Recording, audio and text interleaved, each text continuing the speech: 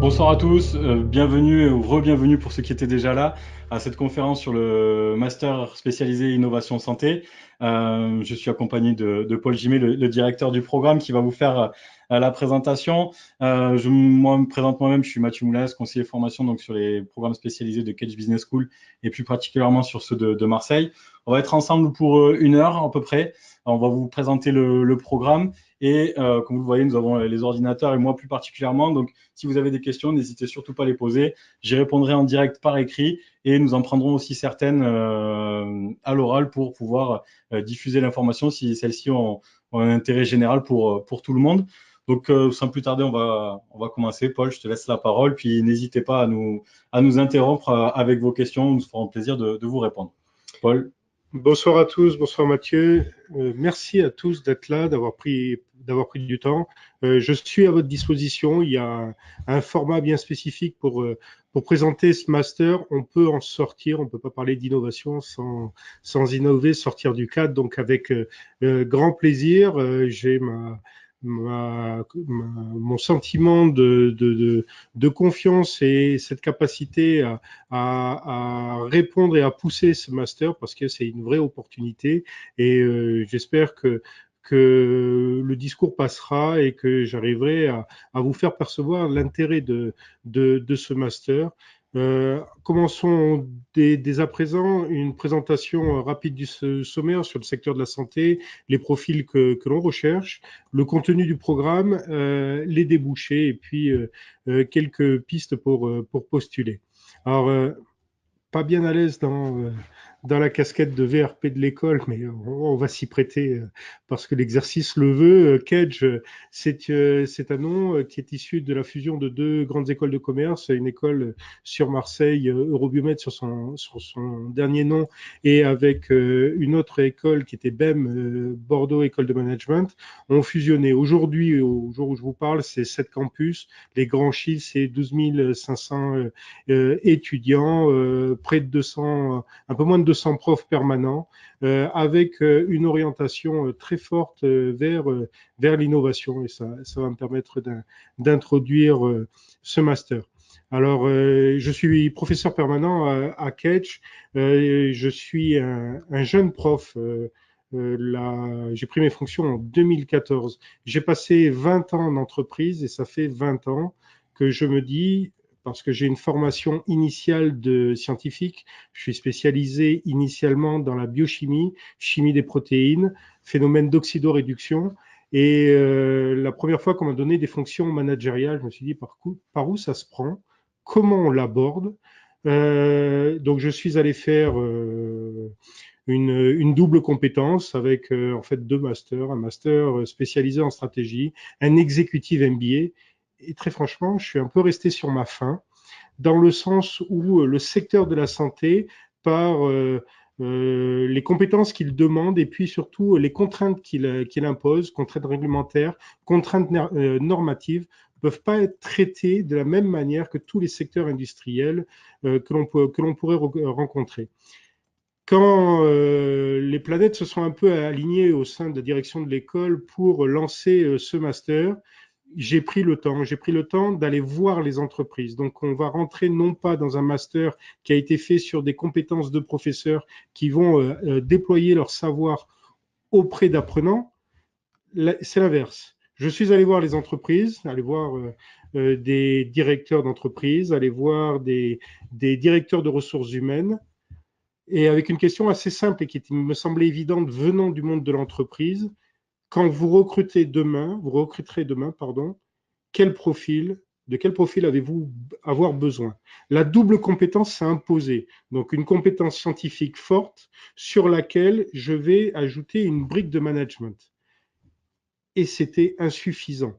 Il y a un besoin que les industries se renouvellent dans leur offre de services, dans leur offre de produits, et l'innovation s'est imposée.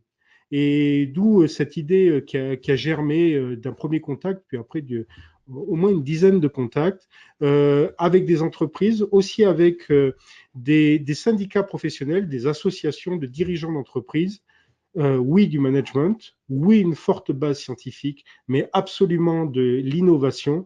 Aidez-nous à recruter les acteurs du changement de demain, aidez-nous à recruter les personnes qui vont nous permettre, alors pour la Big Pharma, de reconquérir de l'agilité. Pour la start-up, oui, il nous faut une base scientifique, oui, il nous faut une base managériale également, mais il faut aussi qu'on puisse proposer des produits et services que nous délivrerons à nos clients demain. D'où ces trois inputs, une base scientifique, une base managériale et une base tournée vers l'innovation. Alors, si on regarde le contexte dans lequel on le fait, alors désolé pour la qualité du slide, c'est l'inconvénient du copier-coller et puis du temps qui nous est imposé. Très succinctement, vous avez trois courbes, l'évolution du marché avec les biotech, la santé en général et les industries du CAC 40. On voit très bien qu'il y a sur la courbe verte une poussée très forte de la part des biotech, à un degré moindre du secteur de la santé en général. Quand on parle du secteur des industries de la santé, j'ai certes la prise en charge et le soin en filigrane, mais j'ai une dichotomie assez forte avec le dispositif médical, l'équipement médical, les biotech, la pharma, mais aussi le diagnostic, mais aussi la cosméto, et j'ai envie de dire également l'industrie de santé animale. Alors, à qui s'adresse ce programme? Le prérequis, c'est une base scientifique et en sciences dures. Aujourd'hui, nos deux cibles les plus fortes et les gens qui se mobilisent le plus sur le master sont à la fois des ingénieurs et des pharmaciens. Et puis, nous avons aussi des médecins, des chirurgiens dentistes qui postulent, des biologistes dans la première promo avec même des gens qui étaient entre guillemets très diplômés. Nous avons un intervenant en fac de santé avec 2 postdocs qui réfléchissait à réorienter sa vie et qui a suivi ce master. Si on regarde maintenant les secteurs industriels qui recrutent au sein du master, le premier secteur industriel, c'est le secteur des biotechnologies. Avec toutes mes excuses pour la faute d'orthographe, il faut qu'on ait le dessus pour la voir. Mais aussi la Big Pharma, le dispositif médical au sens large, l'équipement médical, la cosméto, le diagnostic. Les autres secteurs vont être des secteurs issus de la prise en charge du soin et encore plus distendus du management public.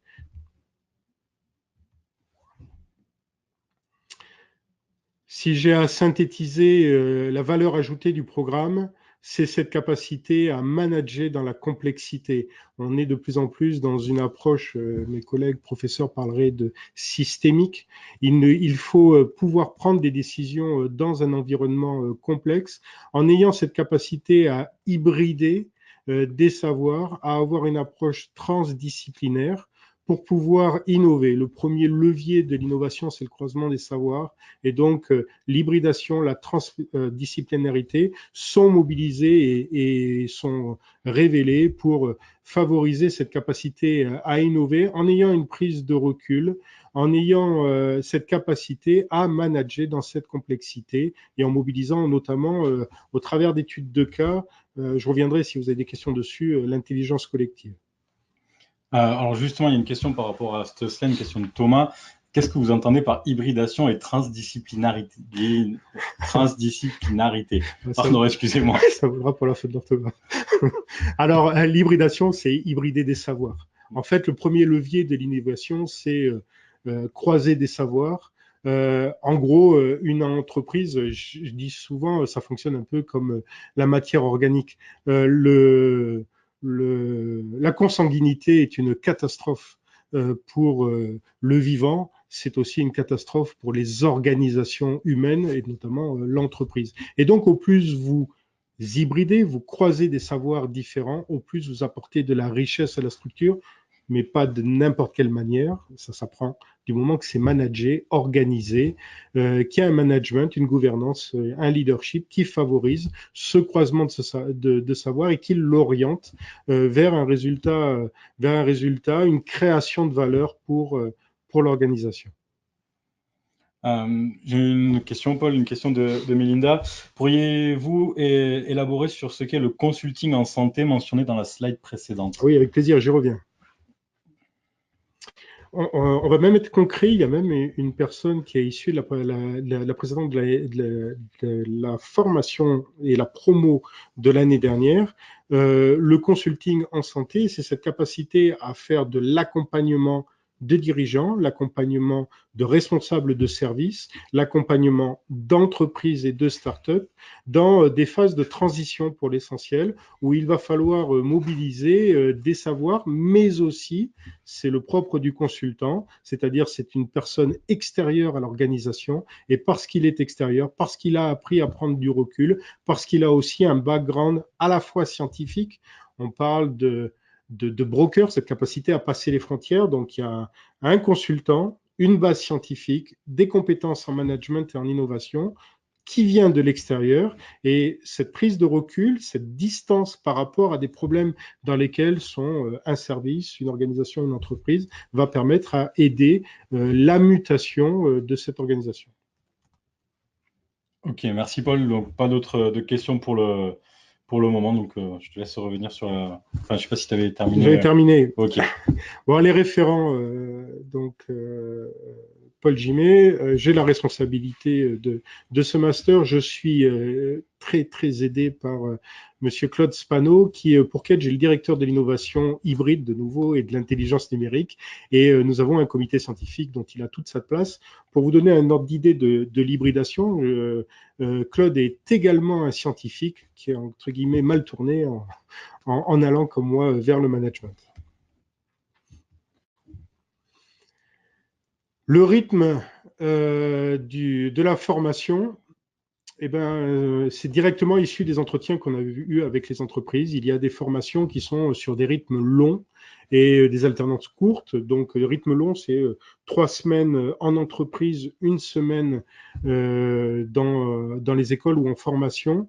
Les dirigeants nous ont dit, nous, ça ne nous convient pas parce que pendant la semaine où on n'a plus le collaborateur, il perd le lien avec la vie de l'entreprise. Et nous avons volontairement nous sommes orientés sur des cycles très cadencés, 3 jours en entreprise et 2 jours à l'école. Alors, les cours à l'école commencent le jeudi après-midi pour laisser le temps de ceux qui viennent d'ailleurs que Marseille, lieu où a lieu la formation aujourd'hui, laisser le temps de venir par leur propre moyen de transport. Et les cours donc s'étendent de jeudi après-midi au vendredi soir, j'essaye de les limiter, mais il y en a, donc en toute transparence, avec quelques conférences le samedi matin, parce que ce sont encore une fois, le contact très très fort avec l'entreprise fait que nous faisons venir des leaders d'opinion, entrepreneurs, chefs d'entreprise, créateurs, investisseurs. Ils ont des semaines très très denses et c'est souvent que le samedi matin qu'ils peuvent se libérer et donc ils viennent faire des conférences et viennent éclairer de leur spécialité le master et faire passer du savoir aux apprenants. Nous avons, malgré la jeunesse du master, la possibilité d'offrir des contrats de professionnalisation sur le format de contrat d'alternance qui permet bien évidemment d'avoir une aide au financement du master. Un financement total même du master via le contrat de professionnalisation. D'ailleurs, il y a une question de Fanny à ce sujet-là. Qu'entendez-vous par accompagnement personnalisé? Je souhaite des petites promotions.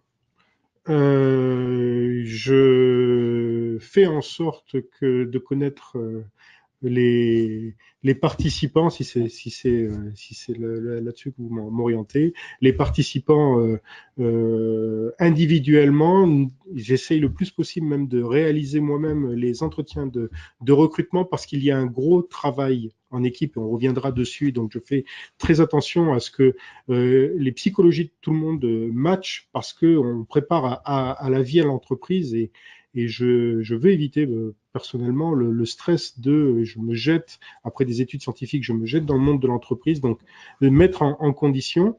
Et notre proximité avec les entreprises nous permet d'aller faire des propositions. On demande le CV, on rencontre des partenaires, on leur dit voilà, il y a telle personne qui cherche un contrat de professionnalisation, qui cherche un stage en alternance. Est-ce que ça vous intéresse? Est-ce que vous matchez? Est-ce que vous avez des projets? Là, actuellement, je suis dans la phase de projet. Alors, très franchement, j'ai plus d'entreprises que de places dans le master. Ce qui me permet d'avoir un certain confort. Donc l'accompagnement personnalisé se traduit aussi, tant que j'y pense, par une adéquation sur la présentation des apprenants. Je me suis rendu compte, ce qui est un peu normal, je l'avais peut-être oublié, que les apprenants ont de la peine à se présenter sous leur meilleur jour. Ils ont des excellences scientifiques, ils sont très bons dans leur domaine, par contre, la manière dont il le présente, c'est peut-être pas en adéquation souvent, c'est le constat que j'ai fait, avec les attentes des directeurs de ressources humaines. Et donc, l'accompagnement se traduit aussi par quelques tuyaux, ficelles pour présenter la mariée sous son meilleur angle. Concrètement, par rapport à ça, vous avez, durant vos études, nos scientifiques, pas forcément eu d'ateliers CV, de cours de vision de ressources humaines sur savoir quelles sont les clés d'un, entre guillemets, recrutement réussi. Et ça commence parfois juste par changer, retravailler un petit peu son CV, mettre certaines choses en avant auxquelles vous n'auriez pas forcément pensé. Donc voilà, c'est ce genre de choses qu'on met à votre disposition en plus des contacts avec les entreprises. Voilà, on vous aide vraiment sur ce côté-là à vraiment optimiser votre recherche pour trouver le poste qui vous correspond. C'est pas l'idée, c'est pas de vous dire il y a une entreprise, on va un étudiant et puis on les met ensemble. Voilà. Non, c'est vraiment faut qu'il y ait, comme disait Paul, faut que ça matche entre les deux personnes. Et dans tous les cas, c'est l'entreprise qui vous recrute. Il y a un vrai choix de leur part par rapport à ça. Je voudrais rajouter que même l'année dernière, nous avons réalisé des entretiens fictifs. Notre partenaire, nous avons chaque année une entreprise qui est partenaire de la promotion et un parrain de la promotion. L'année dernière, c'était une grosse biotech qui s'appelle Inat Pharma. Le parrain a été Monder Majumbi, le CEO, la DRH, Madame Odile Laurent. Avec Odile Laurent, nous avons eu l'idée de réaliser des entretiens fictifs de recrutement, mais au regard de vraies compétences et de vraies propositions d'emploi et permettre à tous les membres de la promo de se tester dans des vraies conditions de recrutement face à des vrais professionnels du recrutement. Ok, merci Paul. Et alors, il y a une question d'une autre Fanny. Proposez-vous des contrats d'alternance si on ne trouve pas par nos propres moyens? Donc oui, c'est un petit peu oui, je me suis peut-être mal exprimé. ce qu'on disait, vraiment qu'on ce va y qu'on revenir met. dessus. C'est soit effectivement vous cherchez de votre côté, vous avez des entreprises que vous ciblez, on vous aide à postuler de manière qu'on appelle un candidat libre. Sinon, nous, on a des entreprises avec lesquelles on travaille. Si je me trompe, tu me disais que tu étais avec Pfizer cet après-midi au téléphone par rapport à ça. Donc voilà, on négocie, nous, de notre côté, des contrats qu'on vous met à disposition. Après, voilà, il y a le cut de recrutement avec l'entreprise, mais on vous fournit des contrats de part des entreprises partenaires de la formation. L'idée, alors je suis désolé si je me suis mal exprimé, j'ai pas de casquette commerciale et encore une fois, j'ai mon enthousiasme. Ce master-là, j'ai attendu 2 ans avant de le lancer. Pendant 2 ans, avec Lotspano, nous avons rencontré des entreprises. Je viens du secteur de la santé, j'y ai passé 20 ans. Mon carnet d'adresses vanté est suffisamment riche pour pouvoir mobiliser des acteurs qui ont souvent mon âge, qui ont de l'expérience, qui ont du réseau, dans le board que l'on a créé scientifique pour faire évoluer ce master-là. Le plus bas niveau est directeur des ressources humaines. Sinon, j'ai des DG, j'ai des CEO qui arrivent avec un carnet d'adresses, certes qui orientent le contenu du master, mais qui font aussi, quand ils font des conférences, appelons un chat, ils font aussi leur marché. Et de fait, ils sont parfaitement au fait des besoins qu'ils auront demain. Et donc, c'est un vrai bras de levier pour favoriser la proposition de contrats d'alternance. Donc, pour être synthétique, oui, et puis j'y ai tout intérêt, nous accompagnons ceux qui peinent un peu à, je vous ai dit, se présenter, mais aussi qui ne savent pas comment on fait pour faire de la prospection sur les contrats d'alternance. On les aide, on leur tient la main, voire même on fait matcher lorsque l'on sait des contrats d'alternance proposés par des entreprises et puis des CV quand nous les avons.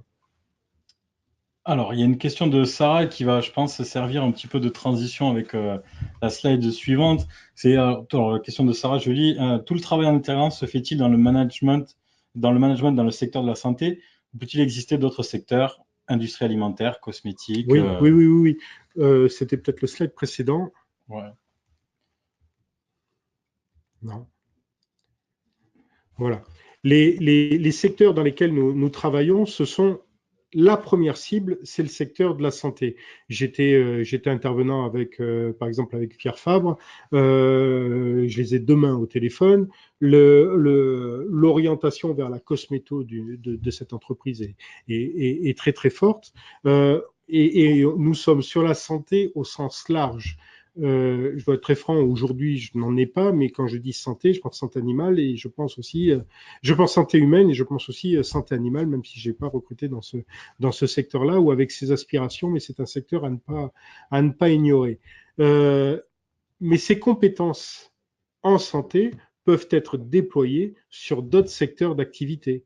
J'ai fait ma carrière sur le dispositif médical. J'ai été responsable du développement holding où il y avait de l'équipement médical, mais il y avait aussi de la plasturgie médicale. J'ai été directeur général d'un groupe d'entreprises tourné vers la prise en charge et le soin au travers des services à la personne. La compétence principale de la santé, c'est la rigueur, c'est l'éthique, c'est le respect du patient. Oui, on fait du dispositif médical, mais derrière, il y a un patient. Et donc, ces valeurs-là peuvent être déployées sur d'autres secteurs d'activité. Merci, Paul. Alors, je pensais à la slide suivante, puisque c'était la slide sur les cours par rapport au management, justement. Bon, voilà le contenu de cours, vous pourrez le lire dans le détail. Vous avez les fonctions de base qui vont être abordées. Je prends souvent l'exemple du marketing parce que c'est le plus évident à aborder quand on parle de l'innovation. C'est quoi une innovation? C'est quelque chose qui n'existait pas avant. Lorsque l'on lance un produit, on s'appuie sur un outil d'interfaçage du produit et d'un besoin. C'est la fonction du marketing. Oui, mais quid de cet interfaçage lorsqu'on est face à une innovation? On ne peut pas copier ce qui a été fait, puisqu'il n'y a rien eu avant. On ne peut pas faire d'études de marché proprement dites parce qu'il n'y a pas de produit, il n'y a pas de service. Et le marketing de l'innovation est très spécifique. Mais cela sous-tend que les concepts qui sont tenus et sous-tendus par le marketing soient maîtrisés. Ça, c'est la première marche. Et la deuxième, on va éclairer le marketing de l'innovation. C'est pareil pour le pilotage des organisations et le pilotage des ressources humaines. En ressources humaines, il y a des pratiques managériales qu'il faut connaître pour pouvoir aborder les conséquences de la gestion, entre guillemets, des psychologies innovantes, des acteurs de l'innovation que l'on qualifie de déviants, parce qu'ils sortent du lot, parce qu'ils sortent des clous, dans le cadre de l'innovation. Justement, par rapport à l'innovation, il y a une question de Lucas qui commence sa question par rapport à l'innovation. Si nous arrivons dans la formation avec une idée innovante, saurons-nous aider à la développer, voire à créer une start-up? Alors, je connais déjà ta réponse. Alors, juste un petit préambule, une petite parenthèse pour les coulisses de cette conférence. En fait, ici, nous sommes dans l'incubateur de Cage, dans une des salles qui est le playground de la salle de détente. Donc derrière, vous voyez, c'est là, l'espace de coworking. Donc il y a 500 mètres carrés sur Cage Marseille qui sont dédiés à l'innovation et à l'entrepreneuriat. Donc c'est l'espace Daniel Carasso où vous pouvez être incubé, accéléré. Il y a différents niveaux, il y a plusieurs appels à projets dans l'année. Donc oui, si vous avez une idée innovante, vous pouvez être accompagné à Cage. Ça peut même se transformer vous pouvez faire ça durant votre temps en entreprise. Durant la précédente promotion, il y a des étudiants qui ont fait ça. Et vu que tu les as suivis plus que moi, je te laisse continuer. Oui, bien sûr, ça n'aurait pas de sens si nous ne le faisions pas. Encore une fois, l'intrication de cette formation avec l'entreprise est très très forte. J'espère vous avoir convaincu, mais ça va jusqu'à de l'accompagnement pour vous faciliter la création d'entreprise. Je vais même alors parler des cours que je donne. Je donne des cours en innovation et je donne aussi des cours en stratégie. L'étude de cas en stratégie se fait souvent sur une entreprise. Et l'année dernière, des étudiants ont pris leur projet perso qu'ils ont porté dans l'examen de stratégie, l'examen final de stratégie. Donc, bien évidemment, il y a de l'entrepreneuriat, il y a de l'intrapreneuriat, c'est-à-dire au sein de l'entreprise également, et c'est bien évidemment mobilisé dans le cadre de la formation et mobilisable, pour répondre spécifiquement à votre question. Ok, merci Paul. Alors, il n'y a pas d'autres questions pour le moment. Ok, Donc, si tu veux reprendre. je vais aborder des points particuliers de cette formation. Sur la formation, nous avons aussi ce qu'on appelle un cas fil rouge. Si vous regardez en bas à droite de votre écran, vous avez des conférences d'experts avec, par exemple, des exemples de partenaires. Je vous ai dit que l'année dernière, le partenaire était Inat Pharma, là, sur la deuxième ligne, où il y a le nom d'Odile Laurent, leur DRH. Ils ont présenté le cas fil rouge l'année dernière. Inat Pharma est donc une grosse start-up on ne peut plus parler de start-up, c'est une entreprise qui est en train d'exploser. La préoccupation du PDG était la suivante: mon entreprise est en train de croître, je recrute à tour de bras, si vous acceptez l'expression, et je voudrais que l'ambiance dans laquelle mes collaborateurs travaillent aujourd'hui soit aussi agréable demain quand nous serons plus gros.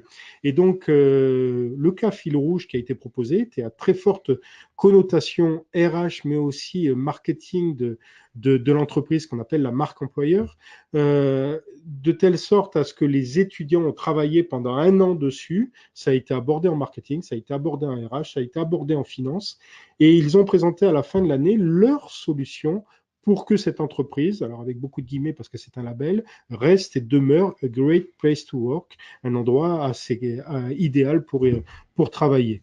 Cette année, le parrain de la promotion, c'est le président de Provefarm, Michel Ferraud, qui, son entreprise synthétise et purifie du bleu de méthylène.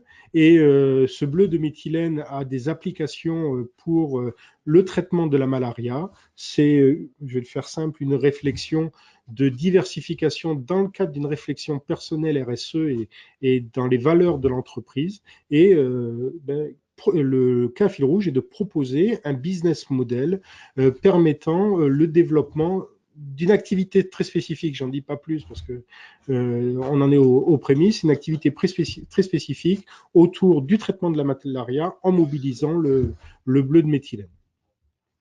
Alors, par rapport au cours, il y a une question de Guillaume. Je suis ingénieur, donc en 5e année d'ingénieur en biotech, visiblement. Quelle base en management faut-il pour suivre ces cours? Ok. J'ai envie de dire très, très sèchement, aucune. Quand j'ai postulé pour le MBA, on m'avait posé la question pouvez-vous décrire le poste banque?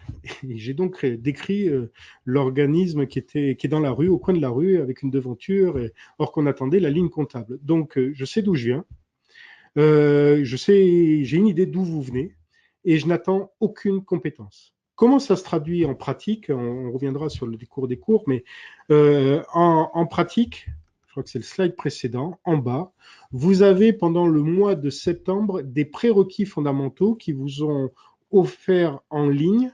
L'idée, non, c'est pas de vous... c'est des prérequis en marketing, en RH, en finance. Nous n'attendons pas, et je n'attends pas, après avoir vu ces cours en ligne sur des matières fondamentales de management, que vous soyez expert dans le domaine, mais par contre, que vous ayez été sensibilisé d'une part au vocabulaire et d'autre part aux premières ficelles, aux premières connexions logiques qu'il y a au travers de ces matières. Donc, pour répondre spécifiquement à votre question, je n'attends aucun prérequis, aucune connaissance particulière en management. Par contre, vous pouvez me faire confiance. À la fin de la formation, parce que c'est ce que je demande à tous les professeurs, à tous les intervenants, vous aurez non pas des bases en management. Le dernier cours va vous amener au niveau de la recherche actuelle dans la matière enseignée. Donc, la marche, je ne vous dis pas, c'est un long fleuve tranquille, le master. L'enjeu, c'est si vous donnez du temps, en retour, vous aurez de la formation. Et vous aurez des compétences. Ok. Pour revenir sur le décours, parce qu'on l'a chanté, Ouais. Donc en septembre, des prérequis sur les fondamentaux, je m'en suis expliqué. Les cours commencent en octobre, se terminent en juin. C'est des cours avec cette partie en entreprise, donc comme j'ai expliqué, une partie à l'école. Et puis en gros de juin, et non pas décembre, mais septembre, parce que la règle du jeu vient de changer, mais de juin à septembre, c'est du temps que vous allez vous dégager pour rédiger une thèse professionnelle. Ce n'est pas, alors pour ceux qui font des sciences dures et qui ont une thèse de sciences à produire, c'est une thèse professionnelle, c'est-à-dire qu'elle est plus courte et elle a un applicatif dans l'entreprise. Elle est souvent sur la base de l'entreprise sur laquelle vous travaillez et elle est accompagnée d'un professeur. Vous avez un écrit à remettre et une soutenance à réaliser. Alors pourquoi le décalage de septembre à décembre? C'est pour permettre, encore une fois, dans la phase de formation, c'est pour permettre à ceux qui auraient eu des petits soucis lors de la soutenance d'avoir accès à une session de rattrapage. Merci pour ces précisions, Paul. Alors, pour revenir sur la partie des cours, on t'a parlé des cours, peut-être les conférences. Oui. Alors, les conférences d'experts, ce sont des conférences très spécifiques où on va éclairer une partie essentielle.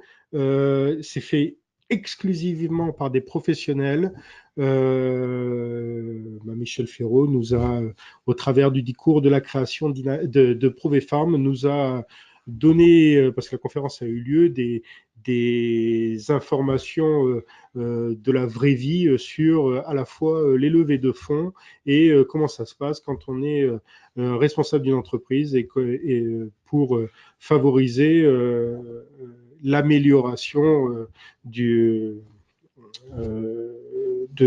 l'equity, je l'ai en anglais, du compte courant, Je peux pas t'aider, j'étais pas là.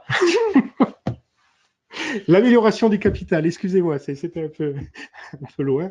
Bon, vous avez Jean-Frédéric Saunière qui va alors, pardon, j'ai manqué de politesse vis-à-vis d'Odile Laurent, donc il va vous parler des problèmes liés de l'orientation lorsque l'on fait des présentations dans le domaine des ressources humaines, comment interfacer une offre par rapport à une attente d'une entreprise, comment se présenter, comment cadrer son discours par rapport à un professionnel du recrutement. Jean-Frédéric Saunière, lui, c'est un scientifique, c'est un médecin, très grande expérience professionnelle, ex-vice-président de Pfizer, qui a connu l'arrivée du Viagra, qui viendra sous le ton de la boutade de présenter cette innovation inattendu, mais aujourd'hui, il est aussi chargé de l'interface entre l'Institut Paoli-Calmette, c'est l'Institut anticancéreux Paoli-Calmette, l'interface entre cet institut et l'entreprise. François Nicolas, qui fut trésorier d'Eurobiomed, qui est également en charge d'une sorte d'accélérateur du côté de Nîmes, viendra parler des différentes entreprises qui l'accompagnent et son activité. C'est un docteur en sciences. Pierre Dessins, c'est un juriste qui va venir éclairer de son expérience de création de GenPred et où il en est. Eurobiomed, ben, c'est un scoop que je vous livre, ça va donner de la valeur au à cette présentation. Donc Eurobiomed, c'est l'un des très très gros pôles de compétitivité européens. Qui regroupe donc des entreprises autour de la biotech, de la pharma, enfin des industries de santé. Marianne Morini, qui fut à l'origine de la création de ce master, va venir, certes, parler des activités d'Eurobiomed et des potentialités de ce pôle de compétitivité, mais Eurobiomed vient de signer un partenariat avec Kedge et au travers du master. Merci, Paul. Pour ça, alors il n'y a pas d'autres questions pour le moment par rapport au cours, donc je pense qu'on peut continuer. Si jamais il y a des questions qui vous viennent, n'hésitez pas à les poser. On reviendra sur cette partie-là. Alors les acteurs, les principaux, je vais citer Priscilla Douce, ex-DRH et vice-présidente de Sartorius Stedim, merci, qui travaille actuellement chez Marbourg, donc va éclairer certes des grandes données du RH liées au management, mais aussi les conséquences de la gestion, de l'innovation dans le cadre d'entreprise. Pierre Paolo Andriani, qui est un passionné d'innovation et d'open innovation, grand monsieur dans ce domaine-là, va enseigner et éclairer sur l'open innovation. Philippe Givry, c'est un professeur avec qui on a beaucoup travaillé pour représenter une forme particulière de la finance. Je sais que ça fait peur aux étudiants, ça m'a terrifié la finance. Alors lui, je lui ai donné beaucoup d'heures. Je lui ai dit, tu vas faire les deux choses. Tu vas faire une approche de la finance très, très, très traditionnelle, depuis le produit, le service, jusqu'à son financement, jusqu'au business plan, pour parler correctement. Donc, l'étude des opportunités, le business model, le business plan, quelque chose de très classique qu'on trouve partout ailleurs. Et puis, tu vas remonter. Tu vas mettre les étudiants dans la position d'un investisseur potentiel et tu vas leur demander de faire des choix d'investissement. Donc, ça a surpris, c'est une innovation du master. Ça fonctionne très bien, surtout ça met les étudiants en confiance parce qu'ils ont les deux côtés. À la fois, je suis en recherche de fonds, mais aussi comment ça se passe quand on est de l'autre côté du miroir, quand on a des fonds et qu'on a à choisir un investissement. Autant vous dire que quand on sait comment se réalise un choix d'investissement, on est très, très, très tranquille pour aller porter, faire financer des projets. Laurence Lepoder, qui est un prof permanent de Kedge, va faire un cours sur la gestion de crise en santé, comment ça se gère. Catherine Mangala, également professeure à Kedge, va éclairer du marketing et les conséquences très particulières des différentes formes de marketing dans le cadre de la santé. Joël Guillou était directeur des affaires réglementaires au syndicat national de l'innovation et technologie médicale. Et je siégeais dans la même commission que lui, à part qu'il en avait lui la responsabilité. C'est quelqu'un qui m'a beaucoup soutenu lors de la création de ce master et qui intervient bien sûr sur son domaine de compétences, un pharmacien, donc qui a une très très riche expérience professionnelle qui va éclairer bien sûr les affaires réglementaires dans le secteur de la santé. Marc Gemetto est le directeur de l'innovation du groupe Gemalto et qui va intervenir sur les nouveaux business models. Odile Laurent, j'en ai parlé, qui est DRH chez Inat Pharma. Sandrine Clavier, autre énième particularité de ce master. On parle à travers la presse de l'open innovation. Je m'ouvre. Je vais partager éventuellement des actifs. quid de la propriété intellectuelle. Donc, elle en a fait sa spécialité. Dans le cadre des innovations, comment on protège son savoir, comment on protège ses services. Bon, c'est quelques intervenants du master, mais ce sont des intervenants passionnés et passionnants. Alors, il y a une question de Lucas et qui viendra après, c'est plus par rapport au débouché derrière. Donc, Bon, ça va venir. on en parlera. Donc, il y a des slides consacrés à ça par la suite. Donc, je te laisse enchaîner, Paul. Alors, quelles compétences? Ben, vous l'avez compris, on s'adresse à du management.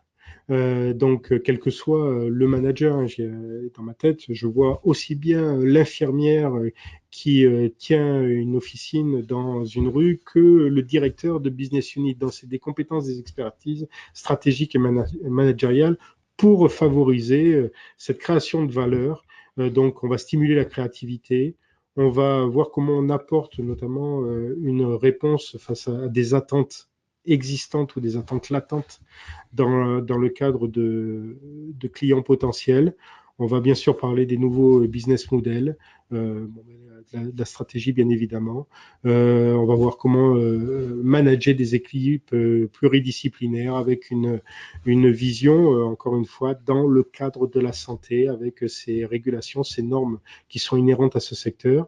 Comment on crée de la valeur à l'échelon national et international. Et puis, quelque chose auquel je tiens tout particulièrement, c'est comment je vais savoir réinnover, comment je vais savoir provoquer l'adhésion. On parle de comment je vais savoir diffuser les innovations qui ne sont pas seulement des innovations de produits, de services, mais qui peuvent être aussi des innovations organisationnelles. Nous avons eu des responsables de sites de production qui sont venus se former.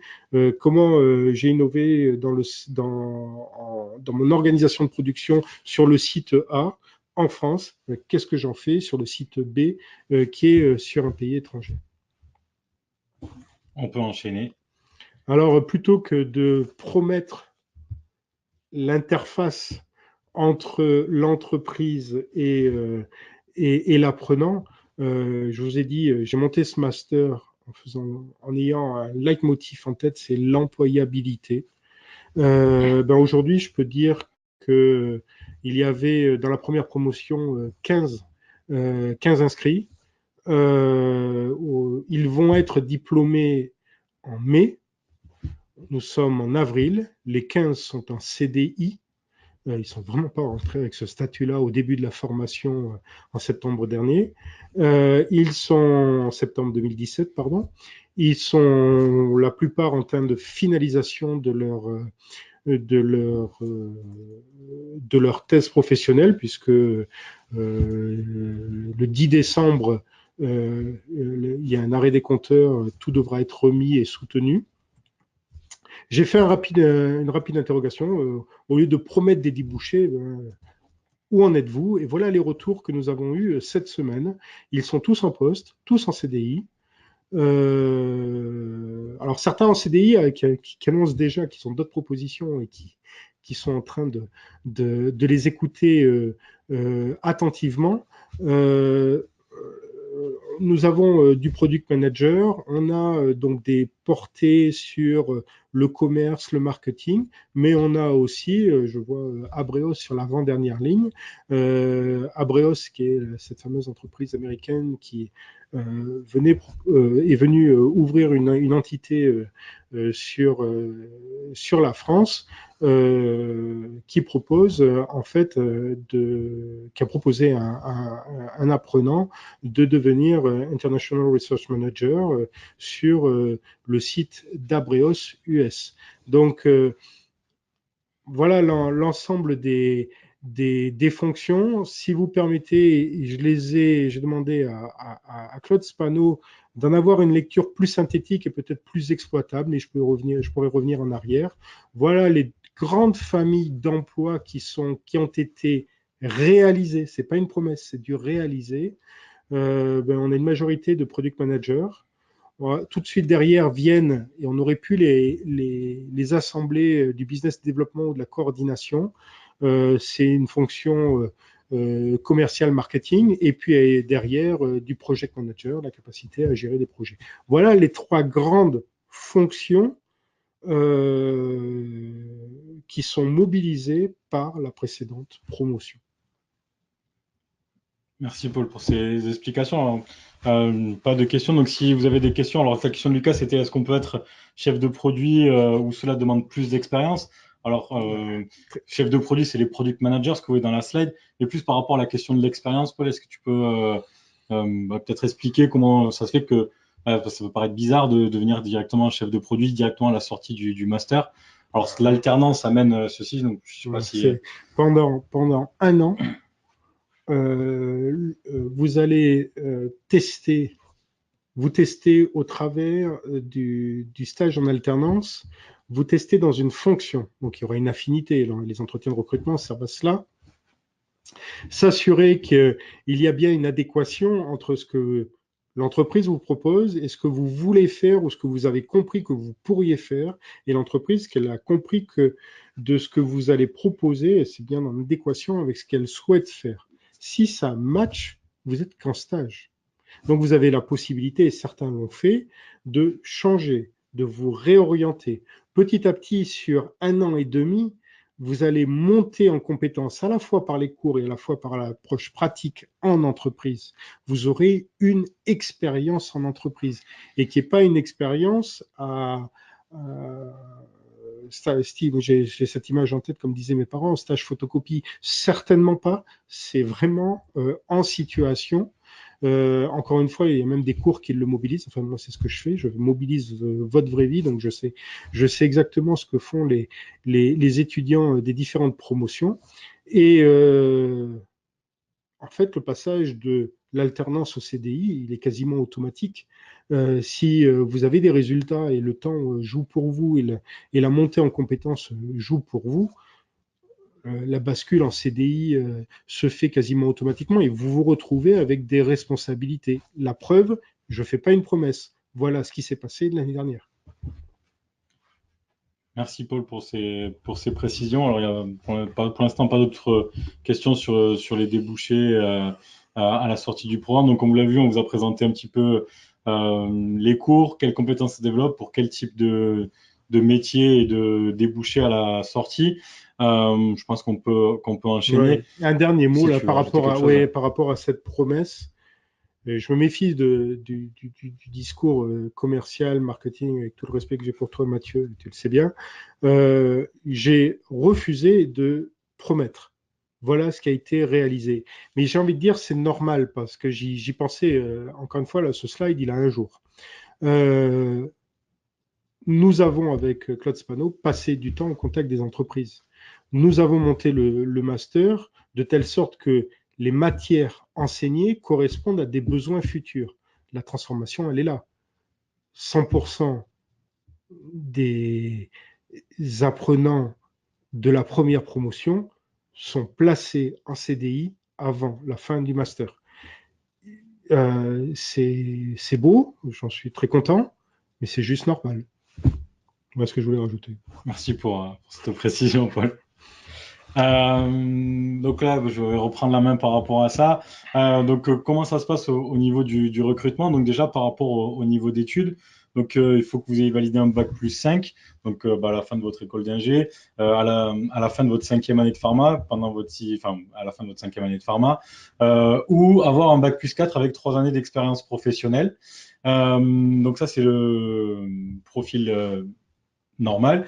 Si vous avez un autre profil que ceci, que vous êtes intéressé par le master, on a droit à un pourcentage de dérogatoire, ce qu'on appelle par rapport à ça. Donc, on peut donner un exemple. C'est par exemple, nous avons eu sur la première promotion une infirmière qui avait déjà créé une entreprise, qui voulait monter en compétences, qui a été intégrée et elle n'a pas été perdue. Il n'y a pas eu de décalage. Elle avait peut-être un niveau en sciences sur le papier lié au diplôme plus bas, mais elle avait une expérience professionnelle qui fait qu'elle s'est totalement intégrée au groupe. Donc même ça fait de la richesse. La diversité, je vous ai dit, de la diversité vient la facilité d'innovation, de la diversité vient la richesse du master aussi. Donc, merci Paul pour cette précision. Donc ça, c'est par rapport au niveau requis. Donc, le diplôme valide un bac plus 6, donc le master spécialisé. En termes de processus de sélection maintenant, donc tout se passe en ligne par rapport au dossier. Donc, vous avez l'URL qui est join.cage.edu. Si vous allez sur la page du programme sur le site, il y a des liens qui vous renvoient vers cette partie-là. C'est un dossier de candidature, somme toute, assez classique. On va vous demander votre background scolaire, votre background professionnel, donc à travers vos stages. Même, vous pouvez mettre en valeur votre job étudiant, donc tout ce qui peut être valorisable par rapport à ça. Ensuite, on va vous demander il y a 4 questions qui sont liées à votre projet, votre motivation. C'est un petit peu le cœur du dossier, savoir pourquoi vous êtes là. En fait, ce qu'on va essayer de mesurer et de connaître pendant tout ce processus de sélection, ce qui est un peu la question au fil rouge, c'est ce que vous devez vous demander, c'est qu'est-ce que j'ai fait jusqu'à présent, qu'est-ce qui me constitue en termes de cours, d'expériences associatives, professionnelles et autres, qu'est-ce que je veux faire plus tard, et en quoi le master auquel je vais postuler va être le chaînon manquant entre ce que j'ai fait jusqu'à présent et ce que je veux faire plus tard. Et si vous arrivez à vraiment répondre à cette question, la motivation viendra toute seule et vous serez convaincu et vous nous transmettrez cette motivation durant soit le dossier à l'écrit et ensuite vous transformerez l'essai pendant l'entretien qui se fait soit sur Skype si logistiquement c'est compliqué de vous déplacer sur Marseille, soit sur le campus. Donc c'est à vous qui décidez par rapport à ça. Et donc la dernière partie du dossier, c'est des documents à télécharger, donc CV, diplôme ou attestation de scolarité en cours si vous êtes en cours de validation de votre 5e année. Le dernier relevé de notes en votre possession. Donc voilà, ça c'est pour les documents que nous demandons. Il faut savoir que le processus de candidature, on traite les dossiers au fil de l'eau. Hier matin, il y a eu les premiers entretiens pour le programme. Donc, je reviens à ce que j'avais marqué tout à l'heure par rapport au contrat de professionnalisation.